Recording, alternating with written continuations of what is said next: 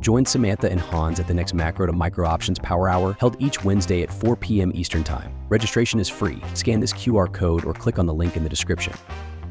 I'm laughing out loud while I watch the futures market just dump after it literally taps some key levels and then just completely implodes. Why? Because the man is mercurial and it turns chaotic. So he's like, they're half as much as the other countries' reciprocal tariffs. They're going to be 10%, but so the more he talks, the more he puts his foot in his mouth. And look at this. It's just done a whoopsie. The best is when he says, if you do business with somebody else that we don't like, we are going to tariff you. No, this is actually, if you buy Venezuelan oil, then we're going to double the tariffs. Well, that's all of Asia. Anyway, so we really, really do have a mercurial master who is turning the markets chaotic, and it's very hard to know and why. It's not hard to know. It's very hard to know what the end game is. Like I said, we get some 5 top reasons, and some of them could be just pure politics to get his 2017 tax cuts extended, where right now he does not have the votes. But ultimately, we do not have a very confirming market reaction to this announcement. It is completely and totally upside down. It was going to be 10%. It was known. It was a certainty. And now he's talking it back. And as soon as he talks it back, the market plummets. And I have this one line that I keep saying every single day this week. The longer we have uncertainty, the more bearish the outlook. Every day in my live trading room, the longer we have uncertainty, the more bearish the outlook. And this is exactly what he's pulling again. Yeah,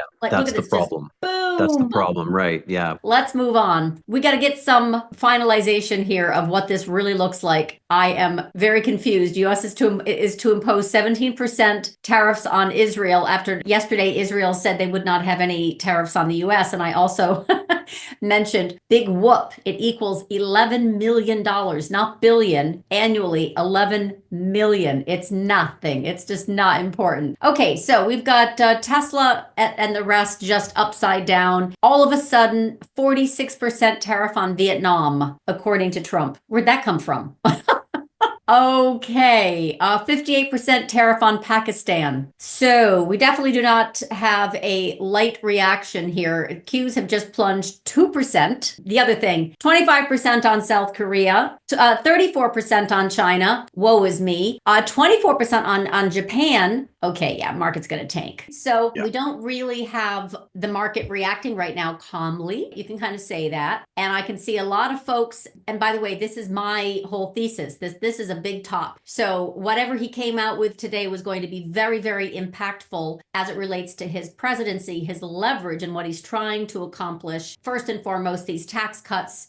Second of all, lower dollar and yields, because it's all about balanced trade. Yes, fentanyl has been used as a negotiating tactic, but it's not the reason. And currency, power of revenue generation from these tariffs is on his mind as a way to help offset debt. And I don't think that this is going to go away. And I warned about this. I really feel like there's going to be tariffs, even pre everything. If Trump was to get elected, we're going to have tariffs. There was no doubt in my mind. And part of his whole argument is in order to force this consumption and investment locally, then he's going to have to get the dollar down and yields down. And part and parcel is tariffs. The other part is forcing money to go home. So the money that is invested in the U.S. market is absolutely being told right now, front and center. We only sold off 10%. You got out. This was all selling, right?